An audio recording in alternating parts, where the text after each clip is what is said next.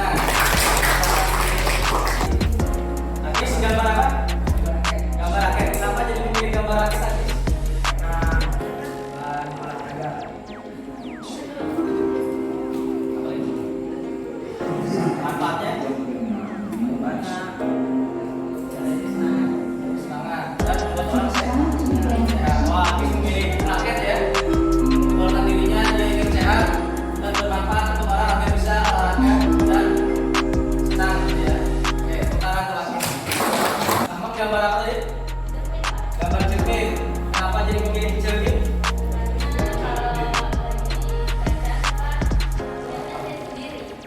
Diri sendiri. Ada apa dengan dibalik diri sendiri?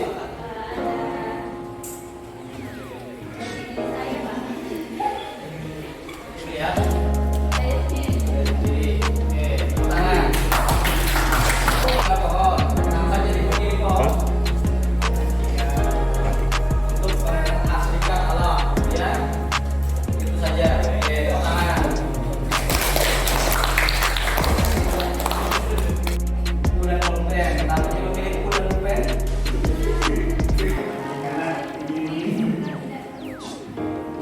Yang penting agar tidak terlupakan lagi. Oke, tangan. Ini ya, masih ingat apa yang dijelaskan oleh Bapak Pembina kali tadi ya, tentang disiplin gitu ya.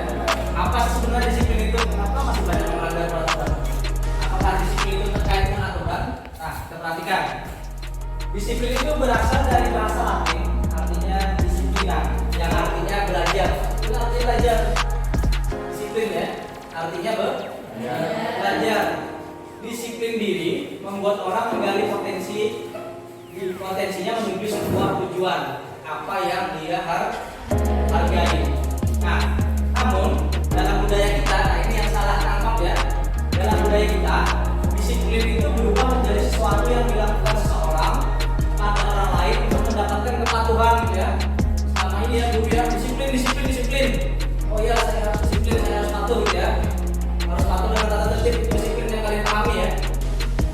Nah, kecenderungan umum menghubungkan disiplin itu pasti tidak nyaman kalau kita disiplin gitu ya.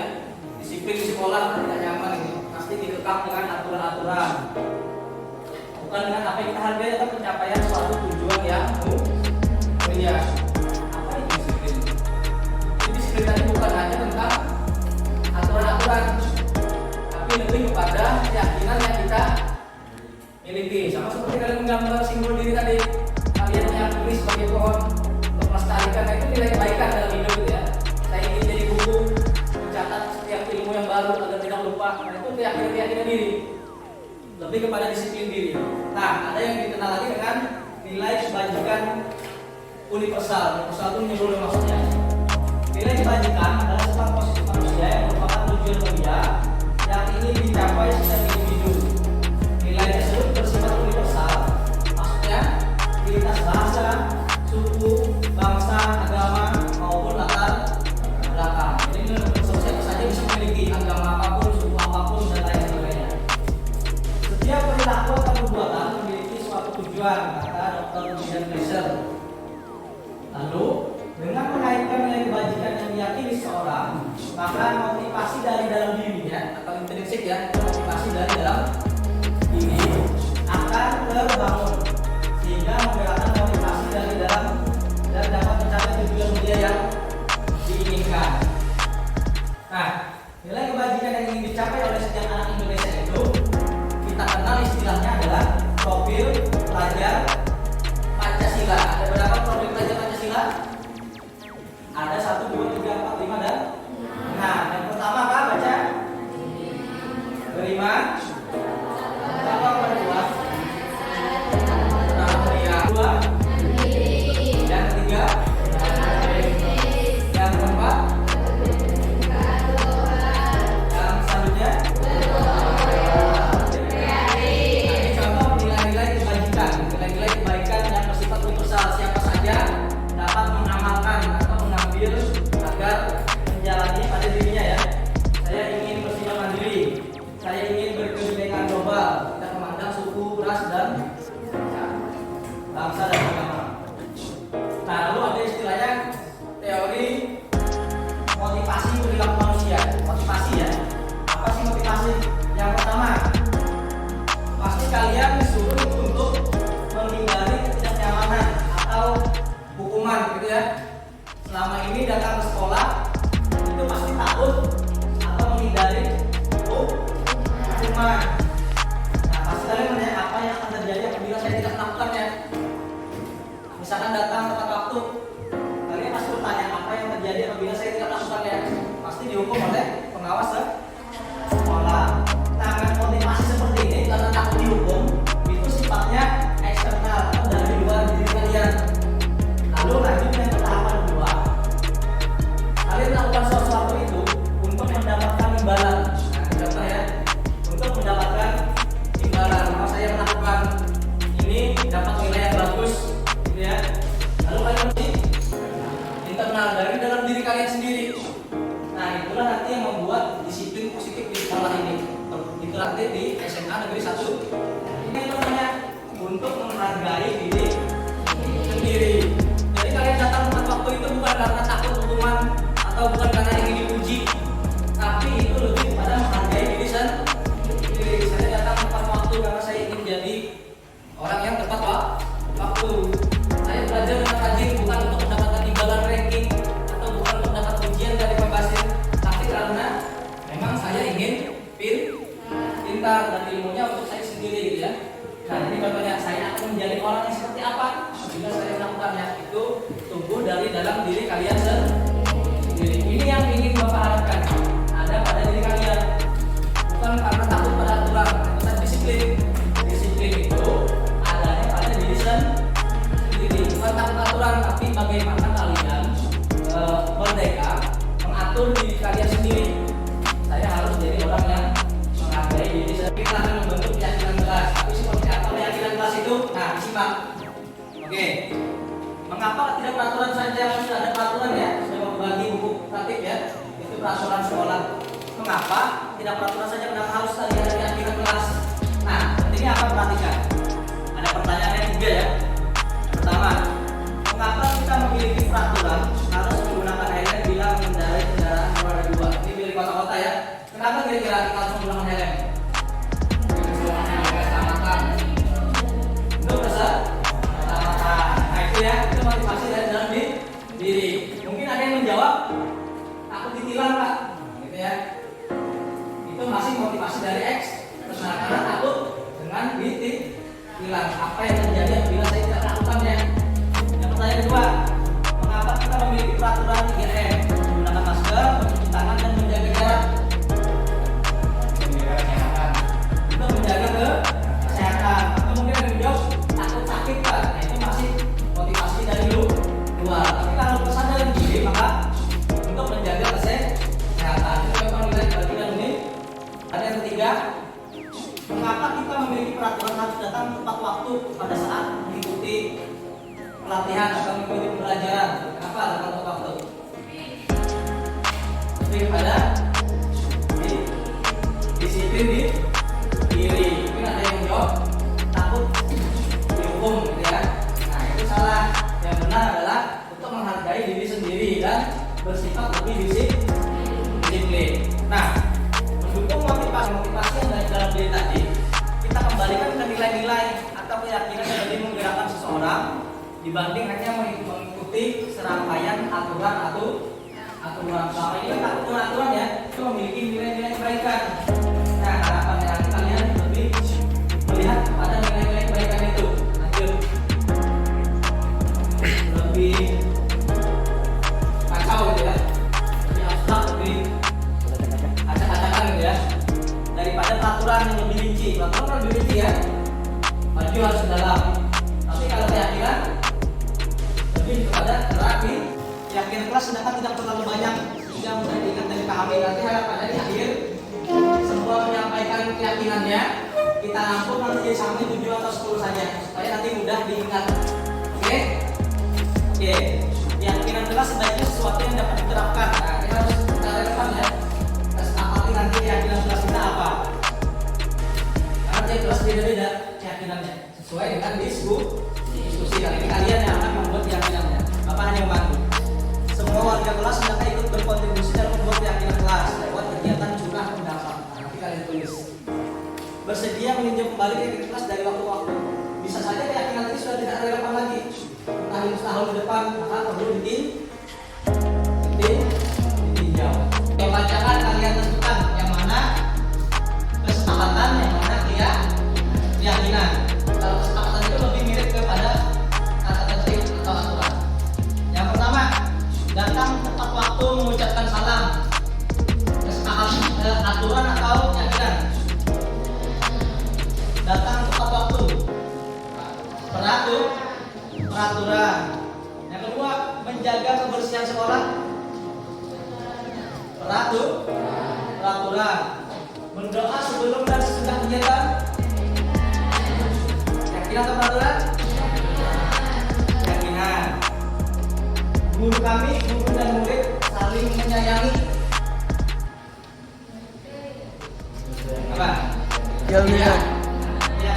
Nilai kebaikannya itu saling menyayangi. Aktif dalam pembelajaran. Saya bicara. Peraturan. Tertib. Peraturan. Kami murid semangat belajar. Keyakinan. Nilai kebaikannya apa? Semangat. Terakhir, kami murid yang peduli dengan teman-teman. Ya, keyakinan. Nilai kebaikannya adalah peduli. Dan saya sedikit-sedikit berdebat lagi kita perjelas. Nah, ini ada pertanyaan. Yang pertama, selalu kembalikan buku ke tempatnya. Kira-kira nilai keyakinan apa itu? Kembalikan buku ke tempatnya. Nah, nilai kebajikannya apa? Mengembalikan ke tempat waktu itu. Mengembalikan ke tempatnya. Bertanggung jawab. Kita cek nanti ya. Yang kedua, dilarang mengganggu orang lain. Keyakinannya apa? Dilarang mengganggu orang lain. Apa kira-kira? Menghormati ya. Kita ingat dulu. Tadi bertanggung jawab, dua menghormati. Yang ketiga, hadir di sekolah 15 menit sebelum pembelajaran dimulai. Keyakinannya apa? Disiplin atau tepat waktu ya. Dilarang melakukan kekerasan. Nilai keyakinannya apa? Dilarang melakukan kekerasan. Saling menyayangi atau menghormati atau menghargai. Dilarang menggunakan narkoba.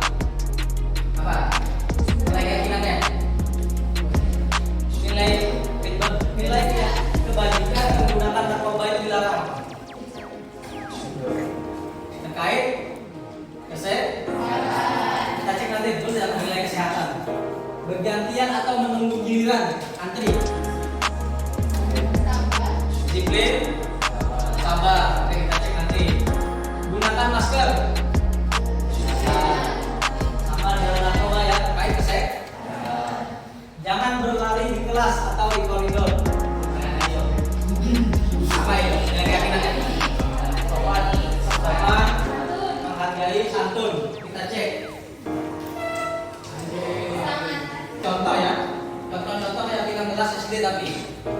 Nah, nanti bisa kita jadikan panduan. Misalkan kelas 1 SD, setiap anggota kelas perlu belajar. Nah, dari keyakinan belajar.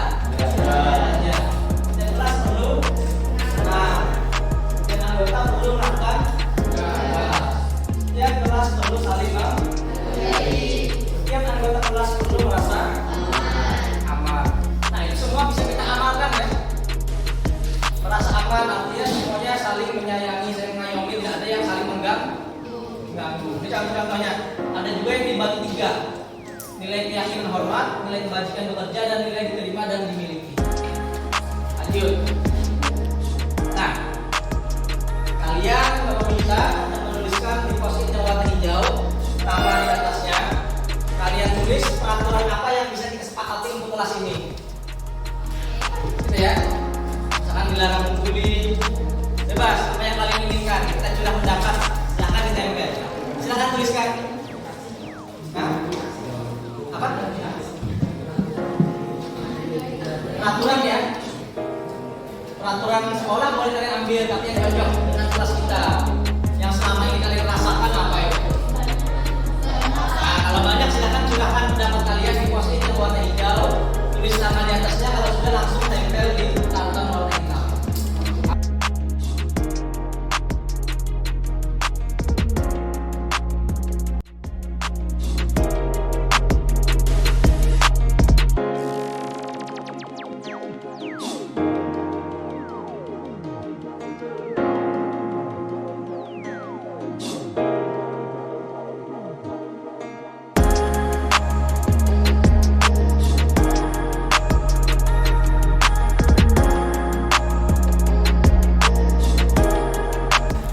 Kita diskusikan kira-kira apa yang cocok dengan kelas kita. Oke, Bapak minta tolong kepada Sili untuk membacakan yang pertama. Dilarang membuli orang lain. Oke, selanjutnya kurangi bolos. Bolos itu tidak boleh ya. Berarti jangan bolos ya. Tidak membuang sampah.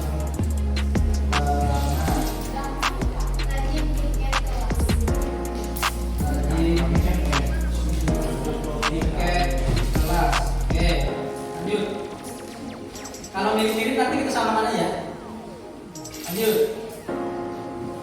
Menjaga kerapian dan fasilitas yang ada di kelas. Menjaga kerapian fasilitas di kelas. Oke.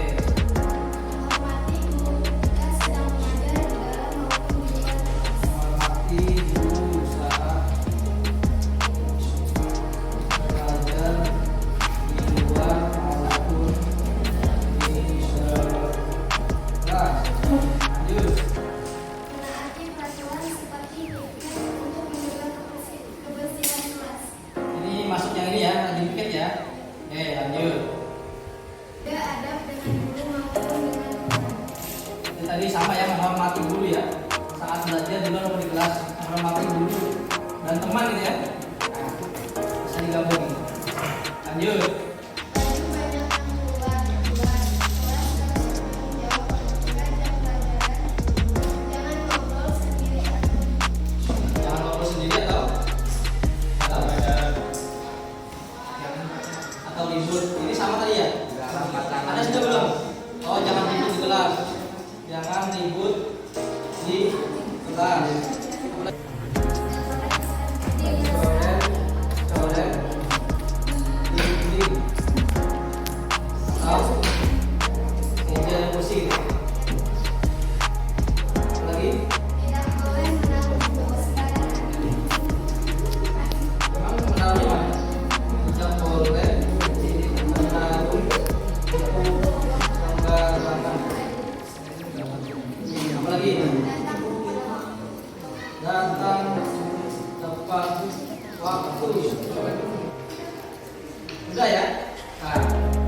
bilang apa namanya? Sebelum kesah ya. Kita juragan dan lanjutan sini dulu. Terima kasih. Tangan bersih. Oke. Kita ubah dulu menjadi kalimat kok positif. Misalkan dilarang membuli orang lain. Itu negatif, dilarang. Kita ubah menjadi positif. Kira-kira membuli itu lawannya apa? Dilarang membuli orang lain. Seperti menghormati atau menghargai. Jangan bolos. Seperti kata positifnya apa? Kata positifnya. Jangan bolos. Seperti selalu hadir. Selalu hadir. Taat. Berbuat. Jarang. Tidak membuang sampah sembarangan. Berarti apa? Menjaga kebersihan. Baju banyak yang keluar. Berarti kalau yang positif menjadi apa? Menjadi apa? Baju harus baju pakaian ya. Pakaian sekolah harus rapi. Jangan merokok di kelas. Ini. Jangan merokok. Selalu menjaga kesehatan diri maupun orang lain. Karena merokok itu merugikan diri sendiri dan orang berkompak. Dan dari positif semua. Kemudian dari positif ini kita ambil nilai kebajikannya. Oke, menghargai orang lain sudah masuk dalam keyakinan ke kelas. Selalu hadir tepat waktu. Hadir tepat waktu itu apa maksudnya? Bertanggung disiplin ya. Disiplin. Oke, itu nilai kebajikannya. Menjaga kebersihan sudah. Rajin tiket kelas. Terkait apa itu tugasnya? Berarti bertanggung jawab. Bertanggung jawab dengan apa? Dengan tugasnya. Menjaga kerapian. Masuk sama kebersihan ya, nutrisi kebersihan dan ya, bagus. Nah, sudah kita dapat ada 9 keyakinan kelas 1051. Kita tinjau kembali apakah ada yang sama? Ini dulu, ini bisa. Yang sama? Sama-sama. Keyakinan kelas 1051. 1. Kita lagi belajar keyakinan 2. ya, boleh ya. Ini 3.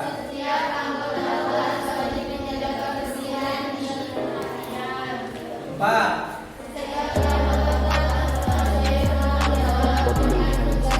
Tugasnya 5. 6. 7.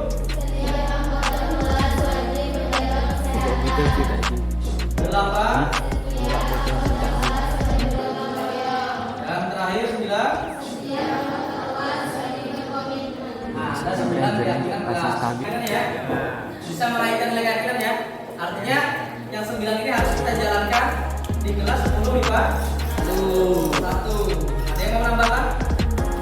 Sepakat? Sepakat ya? Sepakat? Oke, sudah kita dapat 9 keyakinan kelas 10 MIPA 1. Tepuk tangan.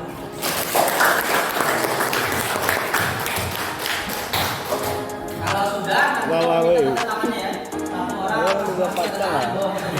Satu orang, tanda tangan gitu ya.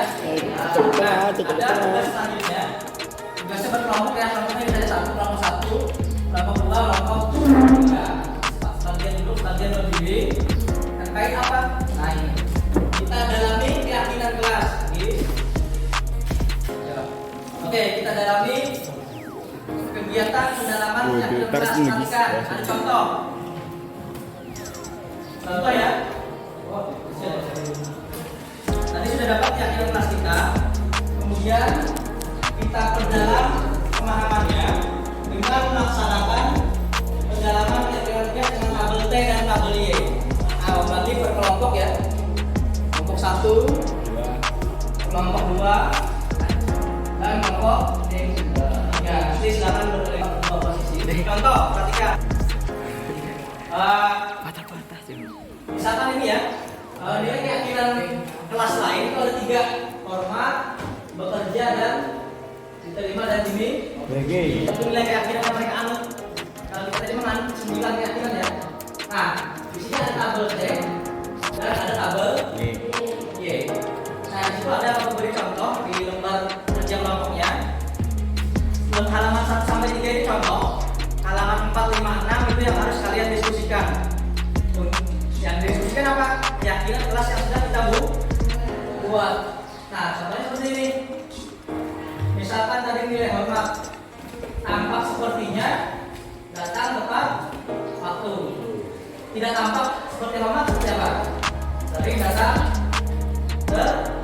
terlambat. Yang lain, menyapa teman dan guru setiap hari. Kalau tidak seperti apa? Acuh tak acuh pada teman dan guru. Dan selanjutnya misalkan bekerja. Pun bekerja dan menyimak penjelasan guru. Tidak tampak seperti tidak mendengarkan guru dan acuh tak acuh. Nah, itu tabel T. Sedangkan ada tabel Y. Nah, dari nilai keyakinan kalian yang 9 tadi, nanti kalian buat terdengarnya seperti apa? Terdengar seperti apa kalian saat menjalankan keyakinan itu? Misalkan ada di sini, ada yang berbicara, saya menghormati ya, yuk saya bantu. Nanti kalian harus mengucapkan itu, yuk saya bantu. Misalkan ini, kita bisa selesaikan semua ini bersama. Terima kasih, tolong, permisi. Itu yang kalian perlu terdengar. Terlihat seperti apa? Terlihat seperti berempati terhadap orang lain. Berperilaku seperti apa? Tersenyum ramah. Nah, itu terdengar ucapannya. Ini terlihat seperti apa? Dan ini bertindak atau berperilaku seperti apa? Nah, silakan kalian diskusikan untuk menjawab halaman yang 4. Bapak kembalikan. Nah, ini dari keyakinan kita tadi. Silakan didiskusikan. Sudah kalian diskusikan ya. Didapat kita mengerjakan tabel T dan tabel Y. Nah, selanjutnya ada di halaman terakhir kita mengisi sama-sama. Guru tugasnya apa? Siswa tugasnya apa? Contoh, guru tugasnya mengajar. Guru tugasnya bukan menyakiti atau disakiti. Contoh, murid tugasnya belajar. Nah, silakan kalian diskusikan di halaman yang ke-6. Oke, silakan didiskusikan.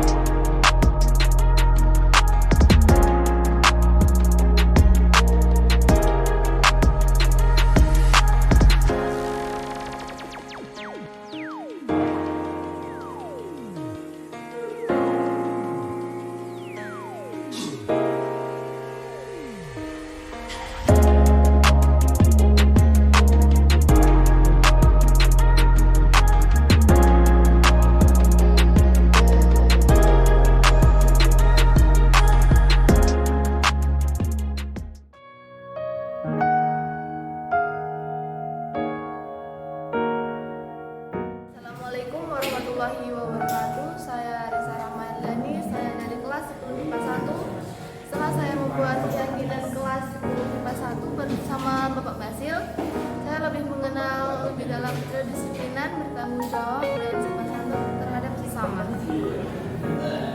Assalamualaikum warahmatullahi wabarakatuh. Perkenalkan, nama saya Rahma Maulida Nuryanti dari kelas 10 MIPA 1. Setelah saya membuat keyakinan kelas bersama Pak Basil kemarin, saya memahami tentang bertanggung jawab dalam tugasnya, menjaga kebersihan dan menjaga kesehatan kelas. Sekian dari saya.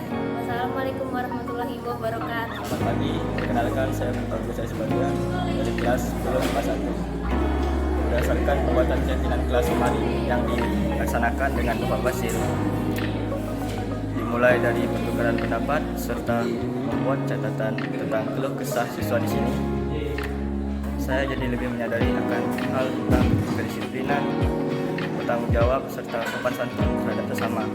Terima kasih. Selamat pagi.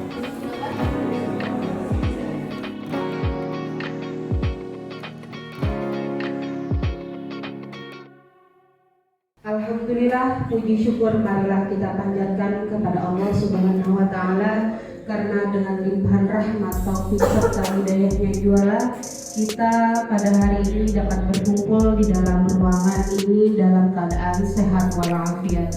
Sholawat serta salam tak lupa pula kita curahkan kepada junjungan Nabi besar Muhammad SAW. Semoga kelak kita yang beragama Islam mendapatkan syafaat dari beliau. Amin ya rabbal alamin. Sebelum memulai acara, perkenankan saya Isriani selaku MC pada siang hari ini untuk membacakan susunan acara. Yang pertama yaitu pembukaan, yang kedua pembacaan doa, yang ketiga sambutan Bapak Kepala Sekolah atau yang mewakili, yang keempat penyampaian materi, yang kelima sesi diskusi, dan yang keenam yaitu penutup.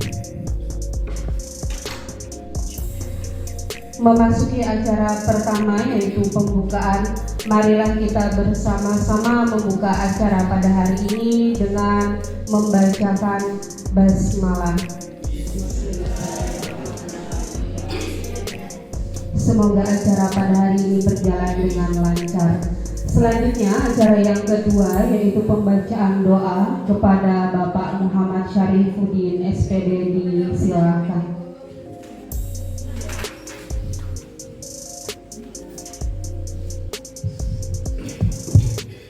Baiklah bagi sekalian, kita bersama-sama semoga acara ini bisa diinspirasi positif yang nanti akan dipaparkan oleh Pak Basil berjalan dengan lancar.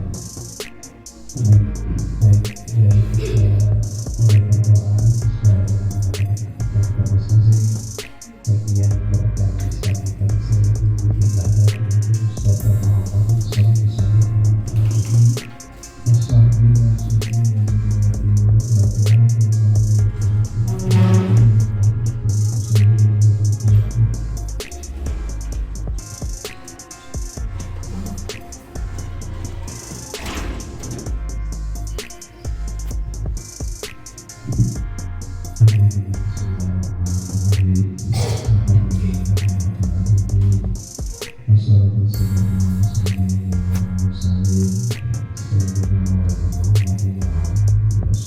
Kesiswaan kepada Ibu Siti Komaria dipersilakan. Baik, assalamualaikum warahmatullahi wabarakatuh.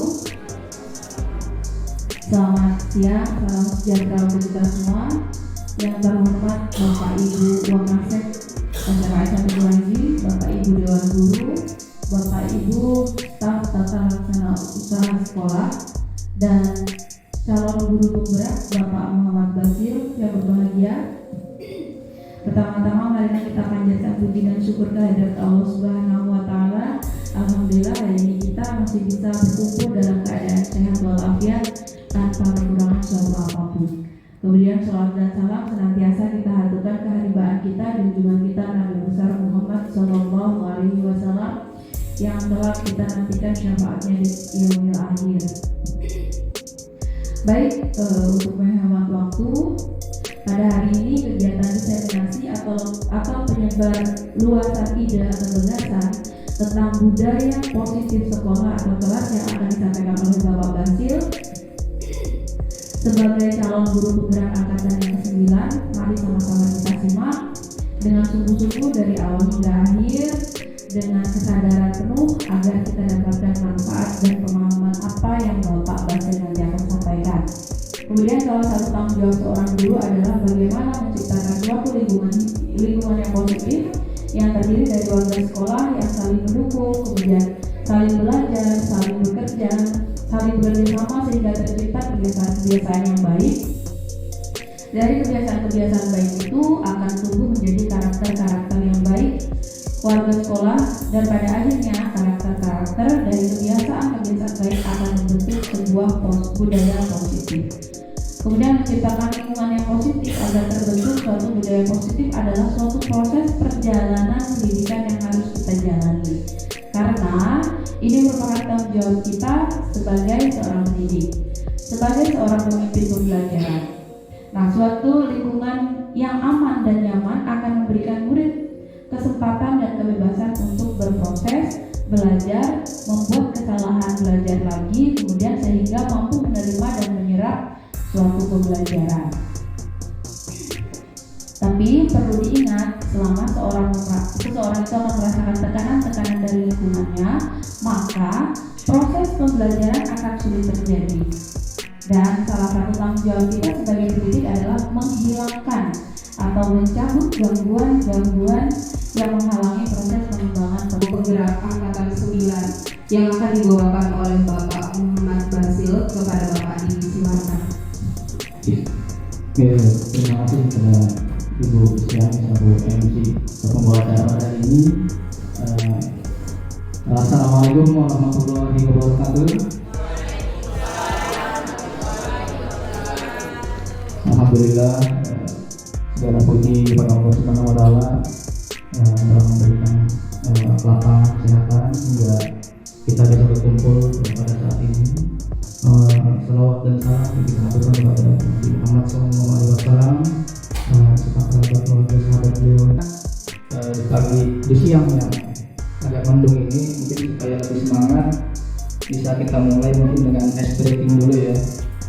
Untuk ice breaking ini saya mintakan Bapak Ibu berdiri, kita mengadakan senam otak dulu ya. Kita ikuti gerakan-gerakan yang ada di video. Nih, harusnya pasan nih gitu. Ini manfaat senam otak ya, meningkatkan daya ingat dan konsentrasi, meningkatkan refleks dan koordinasi tubuh, supaya lebih konsentrasi fokus di siang hari ini.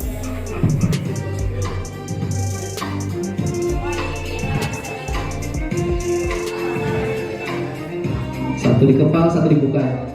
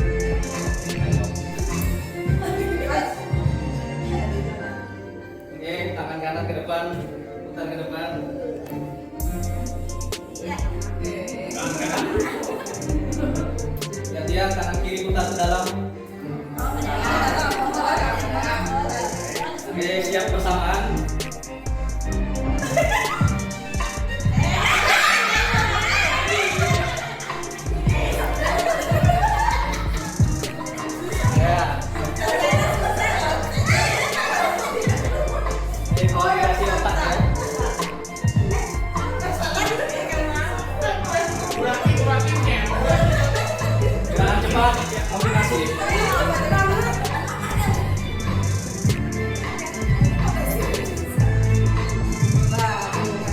Ini jempol.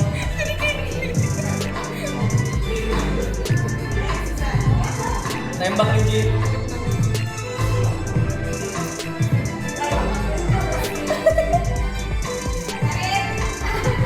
Semangat Mas Ari.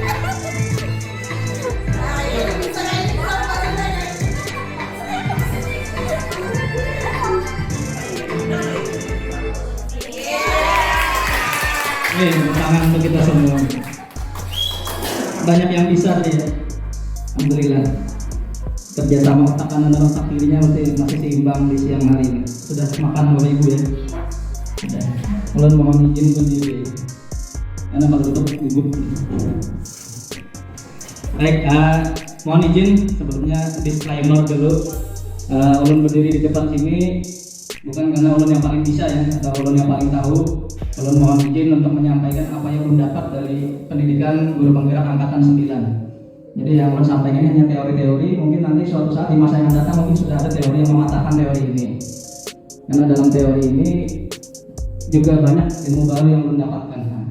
Di diseminasi tadi, izinkan ulun menyampaikan, membagi pengalaman dan praktek pemahaman yang ulun dapatkan terkait budaya positif sekolah ataupun kelas. Disampaikan di ruang guru SMA 1 Buranji hari Selasa tanggal 24 Oktober 2023. Ini yang turut serta ya sebagai guru penggerak, ada pengajar praktek Ibu Harimatu dan Bapak Kepala Sekolah. Tujuannya nanti menyampaikan konsep inti budaya positif serta pemahaman konsep inti dari budaya positif itu. Nah, dimulai dengan pertanyaan pemantik. Setujukah atau tidak setuju Bapak Ibu? Yang pertama, hukuman dapat mendisiplinkan siswa. Ini pertanyaan pemantik. Yang kedua, pemberian hukuman dengan hal positif seperti membaca atau membersihkan halaman dapat meningkatkan disiplin anak. Dan pertanyaan ketiga, memberi penghargaan dapat meningkatkan motivasi belajar anak. Nah, ini pertanyaan pemantik ya. Mungkin nanti bisa kita jawab setelah pemaparan materi. Ada materi yang pertama tentang disiplin positif dan nilai-nilai kebajikan universal. Nah, ada istilahnya perubahan paradigma ya, sudut pandang. Ada kegiatan misalkan dengan kepala tangan. Misalkan ada si A dan si B, Anda dan teman Anda ya. Sobeklah cari kertas untuk jangka waktu panjang dan sebuah hubungan permusuhan akan terbentuk justru. Nah, lalu dalam perubahan paradigma ini terkait stimulus respon dan teori kontrol, siapa sesungguhnya yang dapat memiliki kontrol? Nah, yang pertama, kita mencoba mengubah orang agar berpandangan sama dengan kita. Ternyata salah. Kita hanya berusaha memahami pandangan orang lain tentang dunia. Yang kedua, perilaku buruk dilihat sebagai suatu kesalahan. Ternyata tidak semua perilaku itu memiliki tujuan. Yang ketiga, orang lain bisa mengontrol kita. Tidak, hanya kitalah yang bisa mengontrol diri kita sendiri. Kita merdeka atas diri kita sendiri. Orang lain tidak bisa mengontrol. Kecuali tadi kita yang mengizinkan orang lain untuk mengontrol diri kita. Pemaksaan adalah ada pada saat bujukan gagal. Kita bujuk, kita paksa, kita bujuk, gagal, maka kita paksa siswa. Ternyata yang sebenarnya adalah kolaborasi dan konsensus itu menciptakan pilihan yang baru. Konsensus ini maksudnya kesepakatan bersama ya antara guru dan cenderungan umum, bukan dengan apa yang kita hargai atau pencapaian suatu tujuan yang mulia. Nanti arahnya ke situ ya.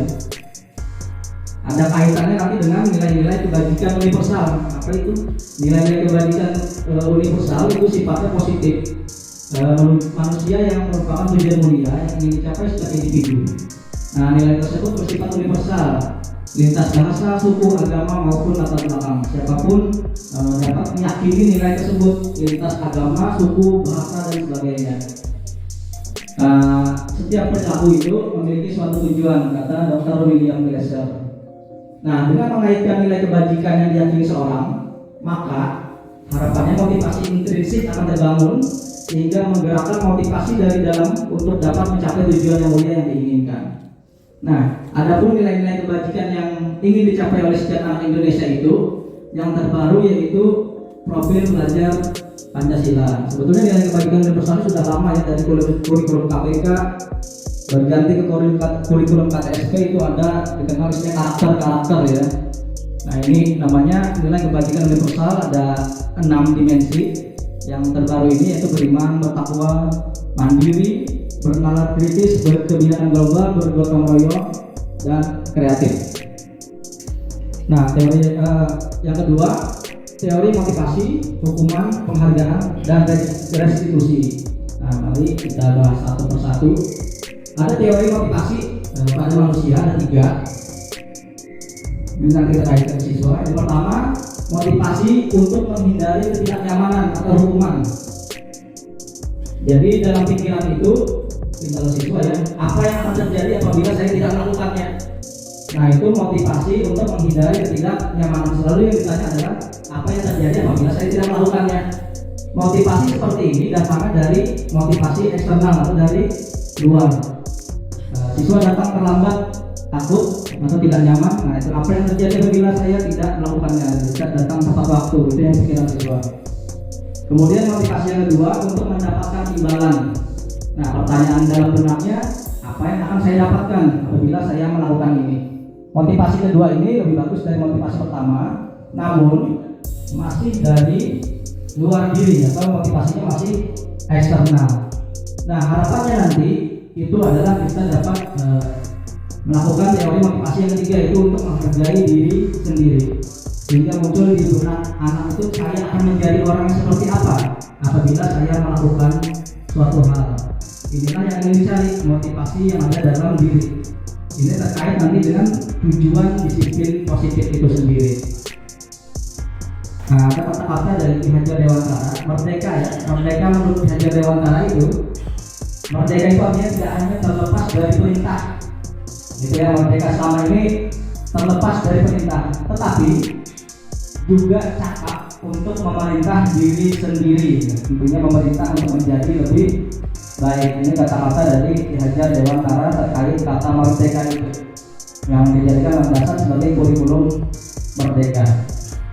Merdeka tidak hanya terlepas dari perintah, tetapi cakap untuk memerintah diri sendiri, untuk menjadi jauh lebih baik lagi.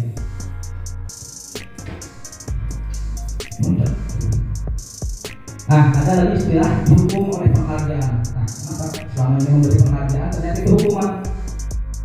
Nah, perhatikan. Jadi bahwa penghargaan berlaku sama dengan hukuman ternyata. Dalam arti meminta atau membujuk seseorang untuk melakukan sesuatu untuk memenuhi suatu tujuan tertentu dari orang yang membujuk.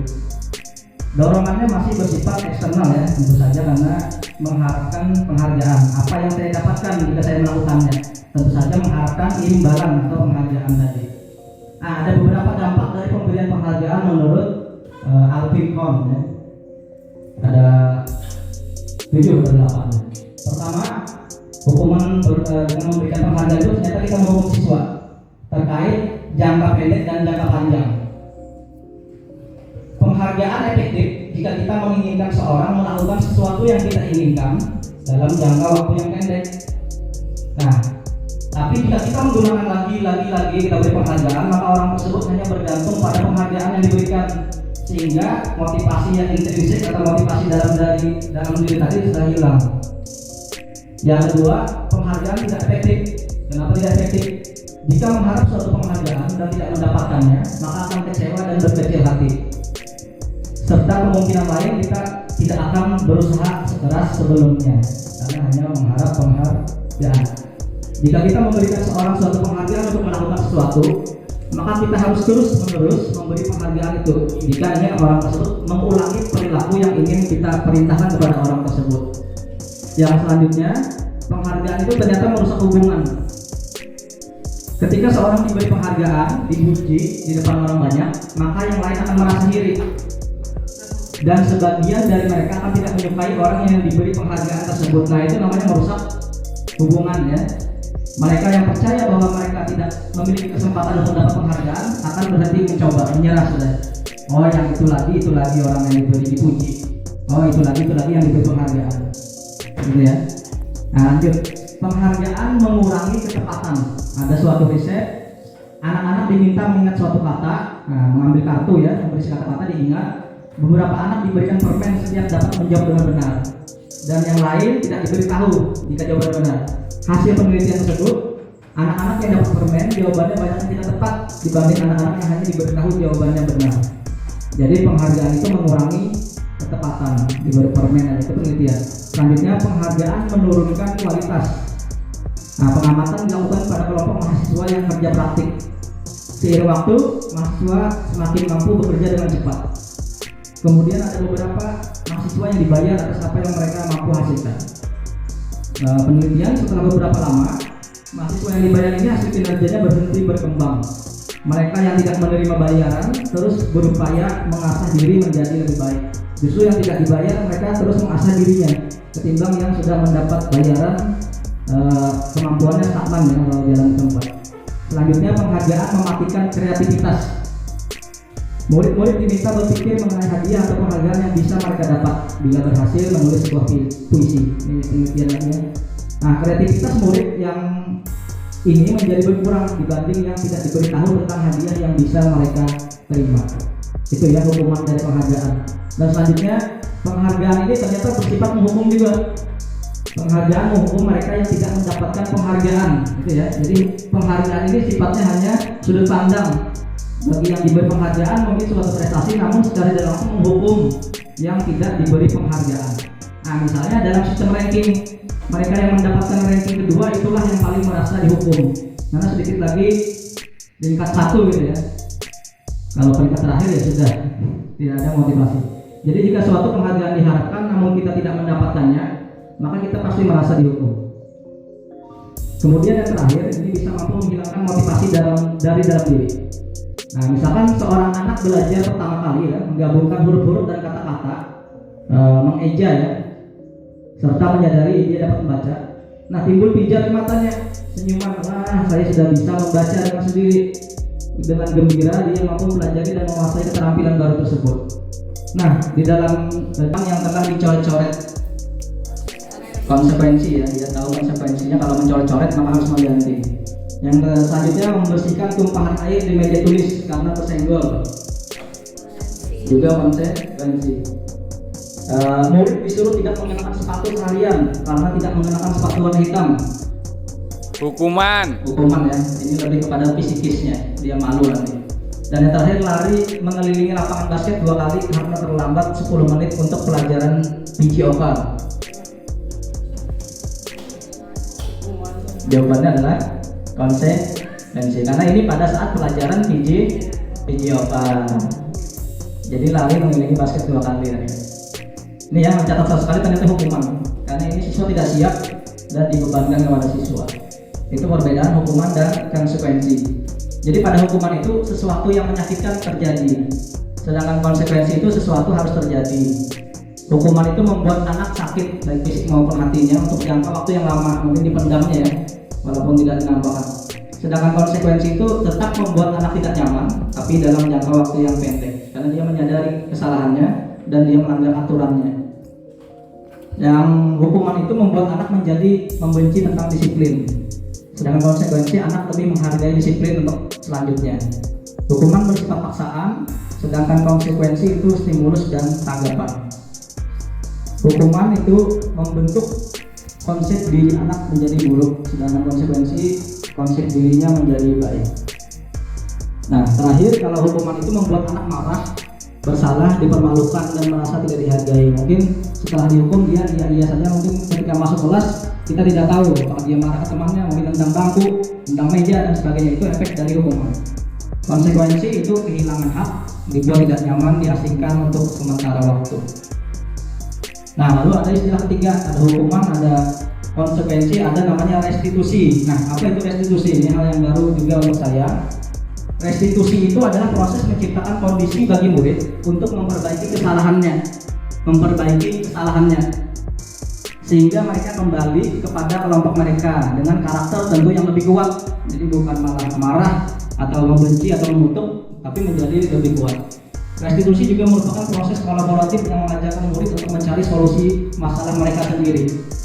dan membantu murid berpikir tentang orang seperti apa yang mereka inginkan terkait tujuan mulia tadi ya, dan bagaimana mereka harus memperlakukan orang lain. Nah, ini perbedaan dari 3 perlakuan tadi ya. Kalau hukuman itu membuat identitas anak gagal, sedangkan disiplin, konsekuensi dan restitusi itu identitasnya sukses. Perbedaannya, hukuman itu tentu saja negatif, konsekuensi lebih ke arah netral, sedangkan restitusi positif. Sesuatu menyakitkan harus terjadi, konsekuensi sesuatu harus terjadi, saat restitusi itu merupakan pilihan dan sebagainya. Nah, ciri-ciri restitusi itu ada 9. Yang pertama, bukan untuk menebus kesalahan, namun untuk memperbaiki dan belajar dari kesalahan. Yang kedua, memperbaiki hubungan. Yang ketiga, sifatnya tawar-menawar, bukan memaksa murid. Yang keempat, restitusi menuntun untuk melihat jauh ke dalam diri. Yang kelima, restitusi mencari kebutuhan dasar yang mendasari tindakan. Mencari kebutuhan dasar yang mendasari tindakan. Setiap tindakan itu pasti ada sebabnya. Nah, nanti sebabnya itu berdasarkan dari kebutuhan anak yang tidak terpenuhi.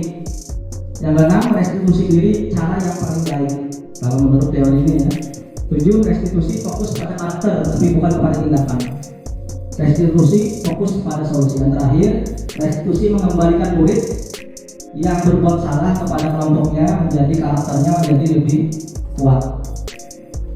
Selanjutnya ada yang dikenal dengan keyakinan kelas.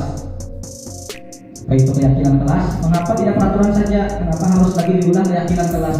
Mungkin sebelum ini kita disuruh Bapak Kemsek membuat kesepakatan kelas ya. Nah, ternyata di angkatan ke-9 ini diperbaharui, bukan lagi menjadi kesepakatan kelas tapi menjadi keyakinan kelas. Hampir mirip, kami ada prosesnya sedikit yang berbeda. Nah, ada 3 pertanyaan ya. Mengapa kita memiliki peraturan harus menggunakan helm bila mengendarai kendaraan roda 2? Mengapa kira-kira? Takut ditilang? Untuk keamanan dan keselamatan. Yang kedua, mengapa kita memiliki peraturan 3M? Menggunakan masker, mencuci tangan, dan menjaga jarak. Untuk melindungi diri dan membuat sehat gitu ya, lebih sehat. Yang terakhir, mengapa kita memiliki peraturan harus datang tepat waktu pada saat mengikuti pembelajaran ya, mahasiswa atau pelatihan? Mungkin siswa menjawab dari takut dihukum ya, tapi jawaban sebenarnya terkait kedisiplinan. Nah, untuk mendukung motivasi dari dalam diri siswa itu, kita kembalikan ke nilai-nilai atau keyakinan-keyakinan yang lebih menggerakkan seseorang dibanding hanya mengikuti aturan-aturan. Ini sifat dari keyakinan kelas. Bagaimana cara pembentukan keyakinan sekolah atau keyakinan kelas? Nah, keyakinan kelas itu bersifat lebih abstrak daripada peraturan yang lebih rinci ya. Jadi dia lebih abstrak atau lebih umum. Keyakinan kelas berupa pernyataan-pernyataan universal yang lebih umum ya. Keyakinan kelas senantiasa dibuat dalam bentuk kalimat positif. Nah, hendakan tidak terlalu banyak sehingga mudah diingat dan dipahami. Boleh 3-7 keyakinan kelas saja agar mudah dihafal. Keyakinan kelas sebaiknya sesuatu yang dapat diterapkan di lingkungan tersebut. Dalam hal ini kelas masing-masing kelas mungkin berbeda keyakinan kelasnya. Semua warga kelas hendaknya ikut berkontribusi dalam pembuatan keyakinan kelas lewat kegiatan beda pendapat. Dan yang terakhir tentu saja meninjau kembali keyakinan dari waktu ke waktu. Nah, ini ada bagan ya. Lingkaran yang paling kecil itu peraturan kelas. Nah, dari peraturan kelas ini bisa kita turunkan menjadi keyakinan kelas. Nah, nanti keyakinan kelas ketika dijalankan akan membuat lingkungan yang positif. Lingkungan positif menyebar dan meluas menjadi budaya positif, baik itu di kelas maupun di lingkungan sekolah. Dan lebih luas lagi, ketika siswa lulus itu dapat menerapkan budaya positif di lingkungannya masing-masing. Itu harapannya. Nah, ini ada kesepakatan kelas ya. Dari beberapa kesepakatan kelas ini ada yang kalimatnya sudah berbentuk dalam keyakinan. Nah, coba saya tanya satu-satu ya. Datang tepat waktu, ini kesepakatan atau peraturan atau keyakinan? Datang tepat waktu, ini lebih ke peraturan. Menjaga kebersihan sekolah, peraturan. Berdoa sebelum dan sesudah,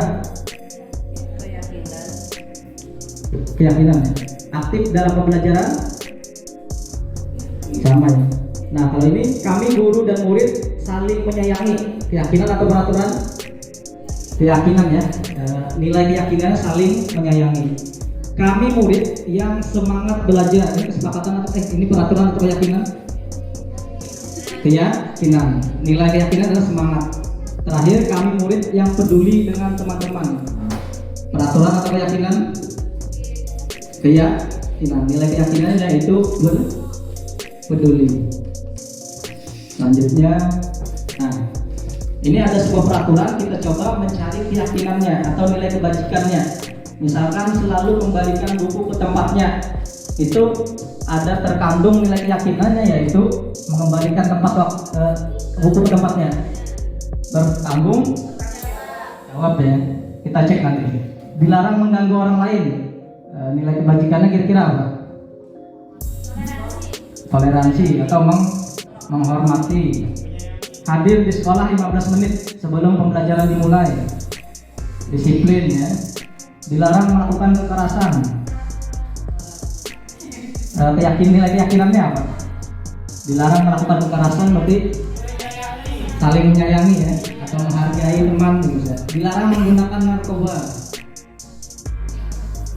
Lebih kepada kesehatan. Bergantian atau menunggu giliran, berbaris rapi. Disiplin, antri ya, budaya disiplin. Menyayangi. Menyayangi anak depan. Yang terakhir, jangan berlari di kelas atau koridor. Menyayangi teman ya, takut meleset. Kita cek. Nah, sebagian besar sudah benar ya, tanggung jawab, hormat, keselamatan ya. Ini kesehatan untuk ternyata jangan berlari itu keselamatan ya, tentu saja. Menyayangi ini semuanya ini saling ada di dalamnya, terkandung menyayangi maksud pahamnya. Luar biasa. Nah, ini contoh-contoh keyakinan kelas ya. Setiap anggota, tapi ini untuk SD ya, perlu belajar, perlu senang, perlu melakukan tugas. Nah, harapannya ini ditempel di kelas masing-masing, anak-anak meyakininya dan berusaha tidak melanggarnya. Bagaimana prosedur pembuatan keyakinan kelas? Ini sudah mencoba ya, capek ya. Pertama, bercurah pendapat tentang peraturan yang perlu disepakati di kelas. Saya persilakan menulis di kertas post-it ya. Tulis masing-masing mencurahkan pendapatnya. Dilarang merokok ya, cewek-ceweknya kan ada, ternyata nanti ada si cowok yang merokok. Dilarang banyak ya, ini ada tempel yang hijau ini. Mencatat yang kedua, langkah kedua, mencatat semua masukan para murid di papan tulis atau di kertas. Kemudian saya ketik semua masukan atau peraturan yang ingin ditindaklanjuti oleh siswa. Saya catat di papan tulis. Lalu ketiga, susun keyakinan kelasnya. Ada yang kalimatnya adalah bentuk negatif. Jangan membolos ya, nanti ada kawan-kawannya yang bolos itu cewek-cewek itu bisa pengaduan. Nah, kita ubah menjadi kalau jangan bolos tapi diubah menjadi positif.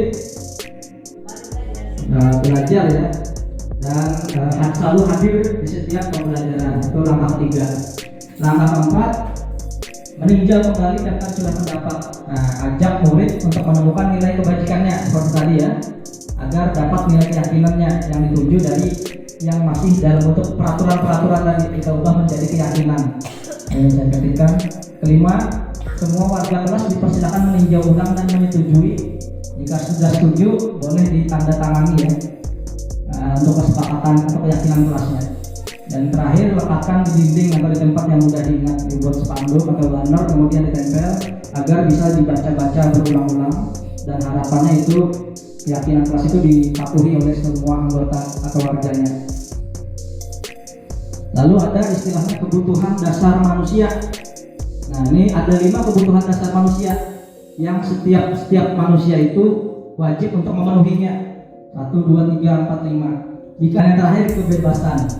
Nah, kelima kebutuhan dasar manusia ini harus dipenuhi. Sedangkan kebutuhan-kebutuhan lain itu adalah kebutuhan yang istilahnya sekunder ya, atau tersier.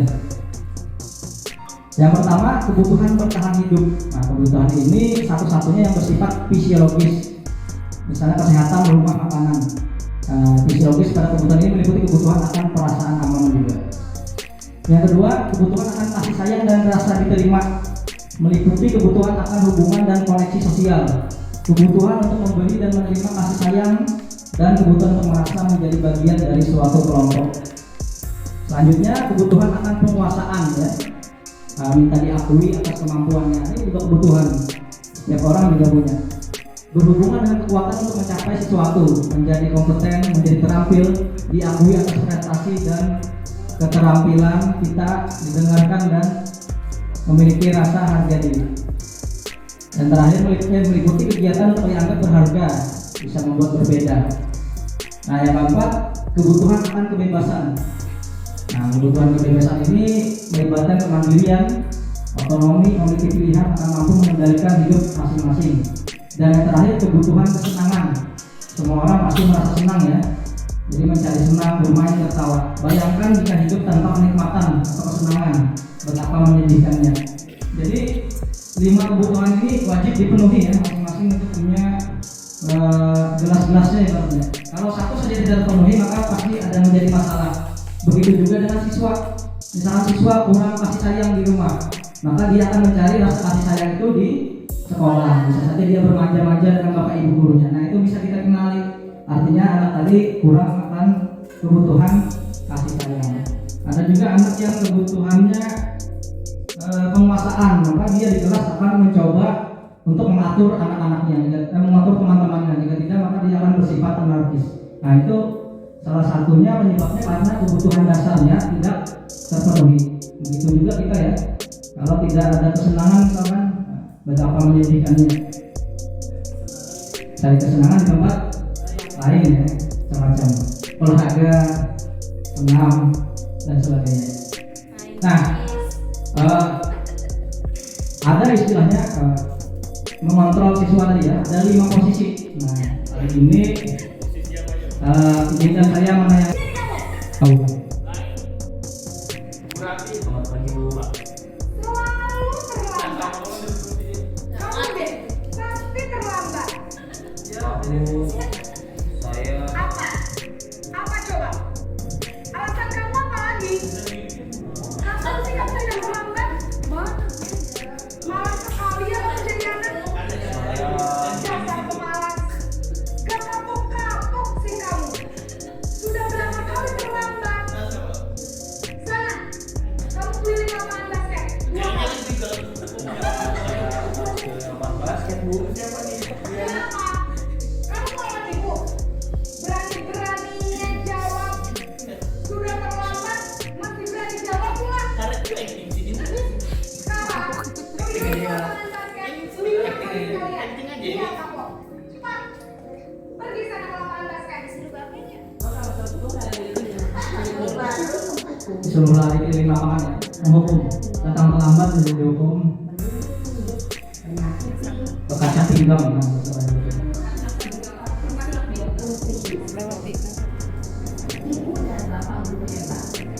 Kenapa baju merah itu Pak? Berada pada posisi pengukur adalah murid cenderung akan memberontak, bahkan menyimpan dendam. yang kedua, posisi pembuat rasa bersalah.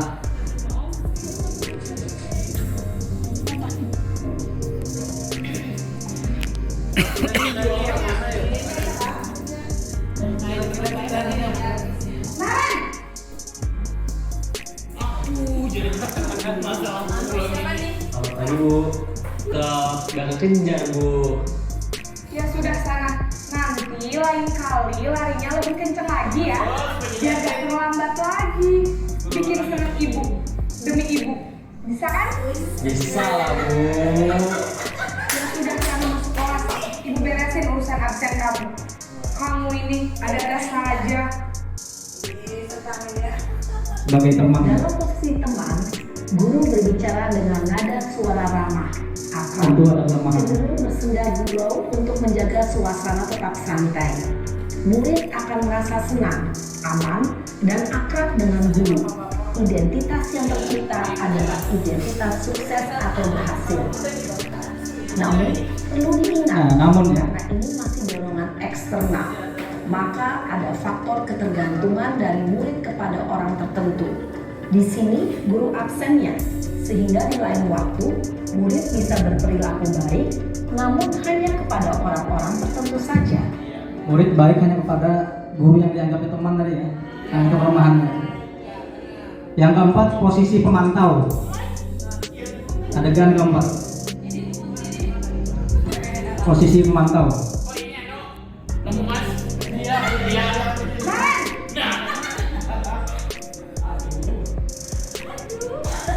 Selamat pagi Bu. Naren, apa peraturan sekolah kita tentang jam berapa kita harus masuk sekolah? Harus di sekolah jam 7 Bu. Iya betul, sekarang sudah jam 7.20. Naren sudah tahu konsekuensinya dengan terlambat aja. Paham Bu, saya harus tinggal kelas pas jam istirahat selama 20 menit. Iya benar, konsekuensinya demikian. Jadi nanti jam 9.30 pas istirahat, kamu harus tinggal di kelas, kerjakan tugas tambahan untuk ketertinggalan kamu, ya? Baik Bu. Posisi pemantau mengandalkan penghitungan atau data. Kalau pemantau dia selalu memantau siswanya dan selalu mengingatkan tentang peraturan. Ini menjalankan peraturan sekolah. Orang pemantau menunjukkan bahasa tubuh dan ekspresi wajah yang datar dan cenderung formal.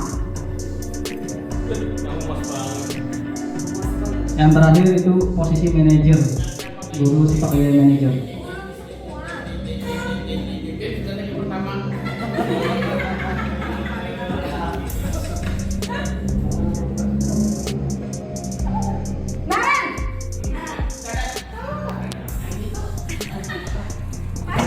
Selamat pagi Bu.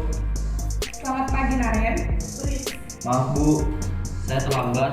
Iya, sekolah masuknya jam 7, sekarang sudah jam 7.20. Jadi sekarang bagaimana Naren? Maaf Bu, Ini Pak Jarwo. saya lupa saya semalam. Baiklah, menurut kamu, keyakinan sekolah yang mana yang perlu kamu tingkatkan?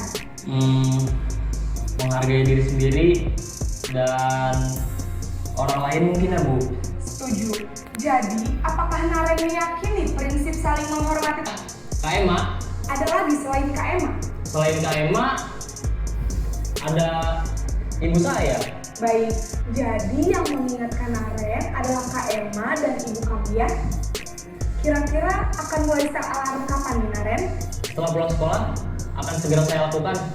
Baik, jadi Naren akan setel alarm untuk bangun besok pagi dan akan diingatkan oleh kakak dan ibu dan Naren ya. Ada lagi yang mungkin perlu dilakukan Naren agar tidak terlambat bangun lagi. Tidak ada Bu. Baik Naren, terima kasih untuk kerjasama kamu. Sekarang kamu perlu kembali ke Ini Pak Duwasta ini. Baik Bu, terima kasih. Kira-kira masing-masing merasakan ya pernah di posisi yang mana? Kalau Kokon tadi 5 posisi tadi. Kang Menta tadi sebagai teman, dari manajer.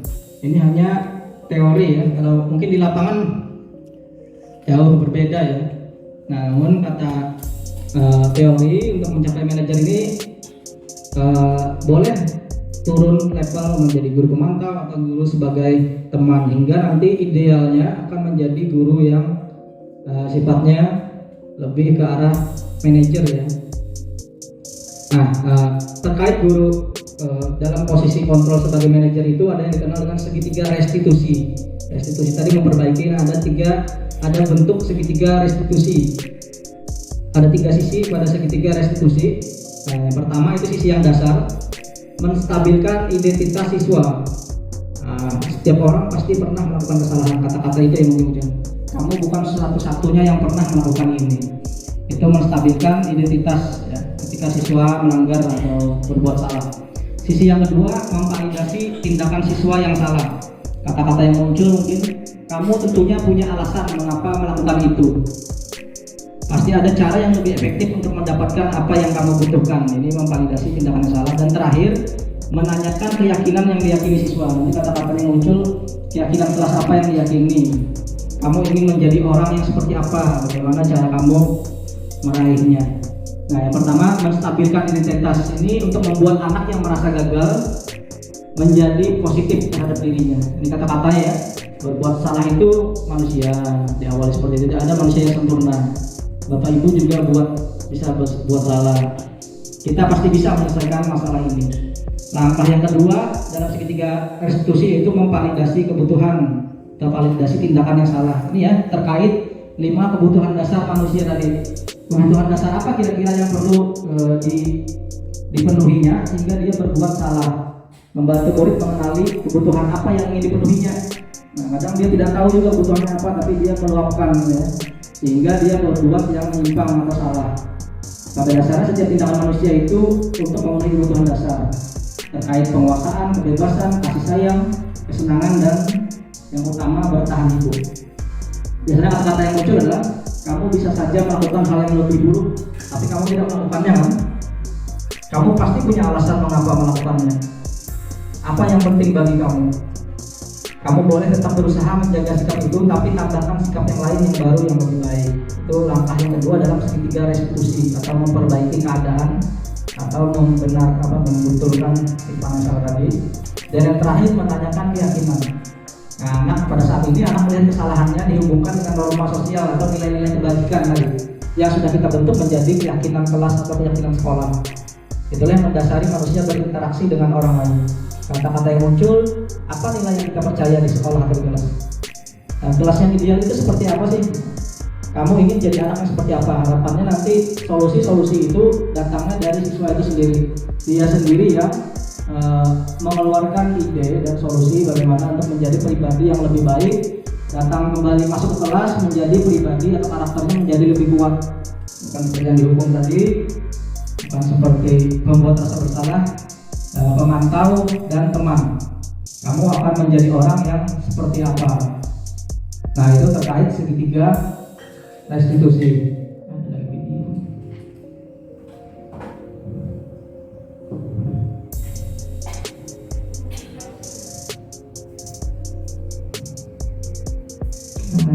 Segitiga restitusi.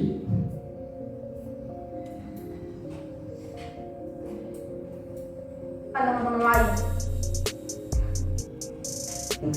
Ini contoh penerapan segitiga restitusi ya oleh Pak Meta.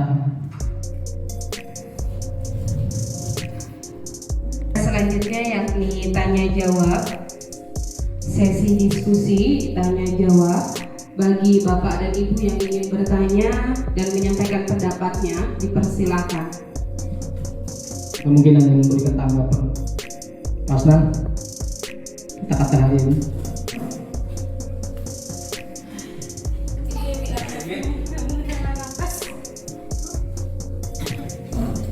Cek 1 ya, terima kasih. Jadi untuk sesi diskusi ini yang disampaikan Pak Basir ini sangat luar biasa. Jadi secara tidak langsung kita mereview atau meng-highlight kegiatan-kegiatan kita pada saat kita pembelajaran, pada saat kita menunggu peserta didik. Di situ tadi ada 5 gaya Pak ya. Jadi dari 5 gaya itu sebenarnya kelimanya itu bisa digunakan kalau menurut saya dan disesuaikan sama kondisinya. Ya, disesuaikan dengan kondisinya. Mungkin bagi saya kelimanya itu tidak baik pada posisinya dan kelimanya itu menurut saya baik apabila pada posisinya. Contoh kecil saja. Ada 3 benda. Misalnya pisau silet, pisau pemotong daging, dan kapak. Apabila kita ingin memotong pohon besar, itu tidak mungkin menggunakan silet. Apabila kita ingin memotong kumis, itu tidak mungkin kita menggunakan kapak. Ya kan? Kasihan bibirnya. Ya, jadi saya rasa disesuaikan dengan kebutuhannya dengan 5 gaya tadi. Benar ke-5 gaya itu semuanya pernah kita laksanakan, tetapi mungkin kita akan menjadikan lebih efektifnya ke gaya yang mana. Oh, anak ini gaya ini, oh anak ini gaya ini, mungkin disesuaikan dengan itu saja Pak. Sama halnya dengan kita bandingkan lagi dengan mulut kita. Di situ ada lidah, ada geraham, ada taring, ada gigi seri. Itu disesuaikan semua. Geraham sesuatu yang keras-keras dia akan menghancurkan. Gigi seri yaitu dengan mencabik, dan gigi gigi seri memotong dan gigi taring itu mencabik. Nggak bisa gigi geraham itu untuk mencabik-cabik, dan lidah itu dengan kelembutannya menggoyang makanan itu sehingga makanan itu bisa dicerna. Hanya satu tanggapan Pak buat saya, mungkin untuk masukan kita semua. Guru itu mungkin tadi Pak Basil kata-kata buat hari ini ya. Kata-kata buat hari ini, guru itu laksana ombak yang tak pernah berhenti untuk menepi. Ya seperti itulah mungkin guru Pak. Kalau buat saya tak pernah berhenti untuk membimbing generasi muda kita. Mungkin itu saja Pak. Mungkin tanggapan saya cuma itu, tidak memberikan pertanyaan atau apa. Sangat luar biasa yang disampaikan Pak Basil. Mungkin kita melaksanakan tetapi secara tidak langsung tidak sadar dan disadarkan oleh Pak Basil. Kita beri tepuk tangan dulu untuk Pak Basil. Terima kasih untuk Pak Hasan. Kita beri sekali tepuk tangan untuk Pak Hasan juga. Nah, jadi benar sekali apa yang disampaikan Pak Hasan ya. Dari 5 posisi kontrol guru tadi itu tidak harus selalu jadi manajer ya. Kita kadang-kadang juga bisa sebagai teman, juga bisa sebagai pemantau, tergantung kondisi tadi. Bahkan untuk mempraktikkan segitiga restitusi tadi tidak harus ketiga langkahnya dituruti ya. Kadang ada kasus yang ringan saja maka bisa langsung mungkin ke tahap menanyakan keyakinan kelas atau langsung memvalidasi kebutuhan apa kira-kira yang ingin dipenuhinya, agar bisa sama-sama dicari solusi dan anak menjadi pribadi yang lebih baik lagi. Ya, mungkin cukup itu.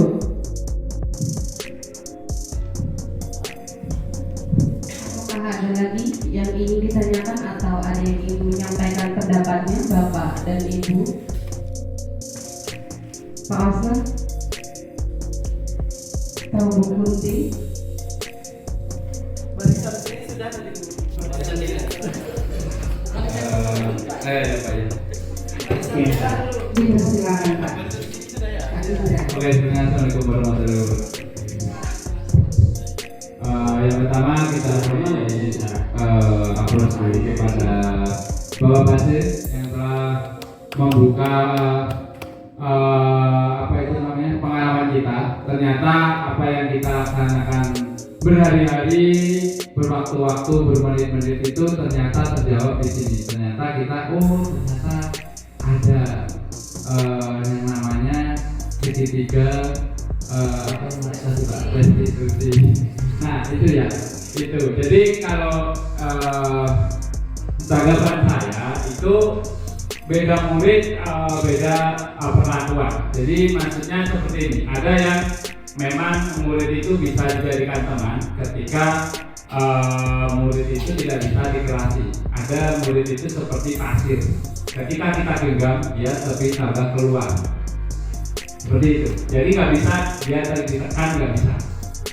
Karena seperti pasir. Ada juga murid itu seperti buku. Jadi kalau murid seperti buku sangat susah dipahami. Kita membaca data isi aja susah. Gitu. Ini apa maksudnya? Nah, ada juga murid seperti itu. Jadi mungkin ketika restitusi ini bisa kita terapkan ke gimana dulu nih, anak ini gimana dulu nih, dan kayak gitu.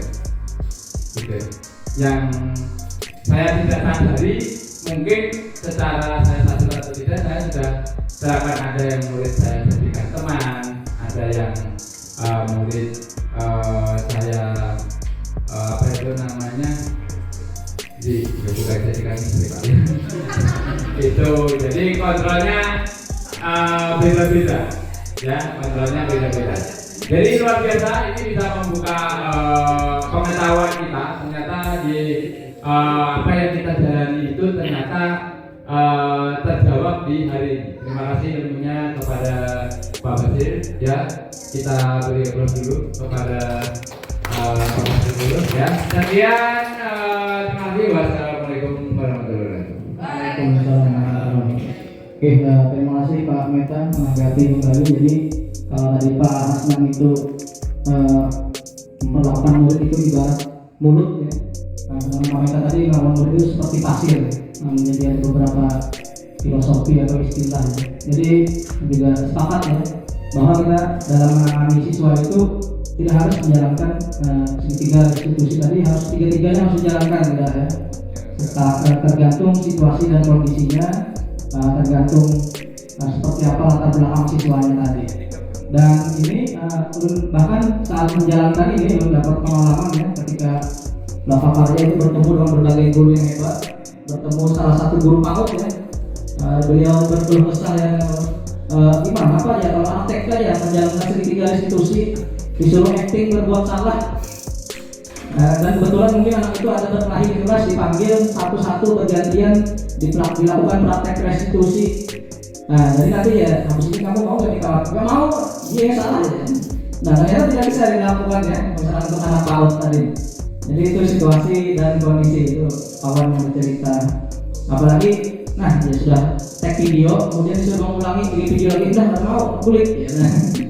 Itu penanganannya beda lagi ya. Nah kemudian ada juga cerita dari rekan ya dari SMK 5 Banjarmasin.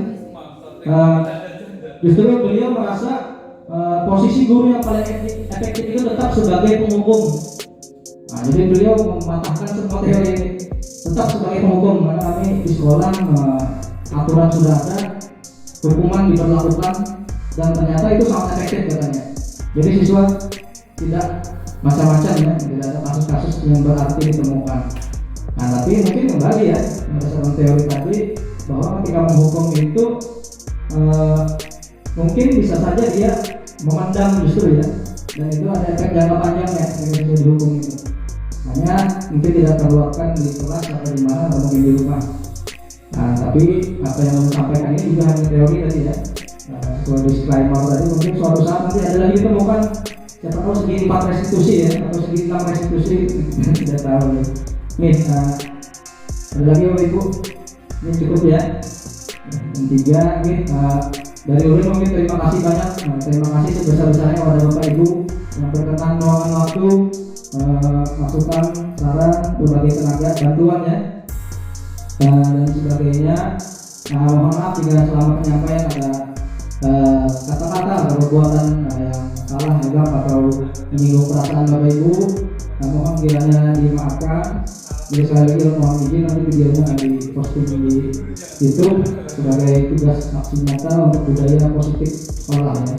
Nah ini Bapak Ibu nanti ingin ya materinya atau apa bisa minta dengan Ulun. Oke mungkin itu dulu. Terima kasih dari Ulun. Wassalamualaikum warahmatullahi wabarakatuh. Kembalikan kepada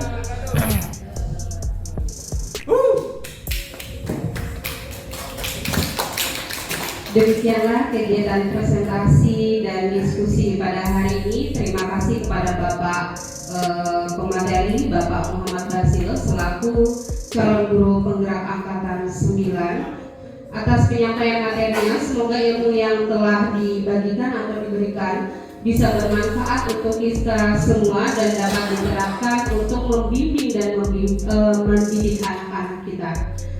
Saya selaku moderator meminta maaf atas segala kesalahan. Marilah kita tutup acara pada hari ini dengan membacakan hamdalah. Alhamdulillahirrahmanirrahim. Baiklah, kita akhiri acara pada hari ini dengan ucapan Assalamualaikum warahmatullahi wabarakatuh. Waalaikumsalam warahmatullahi wabarakatuh.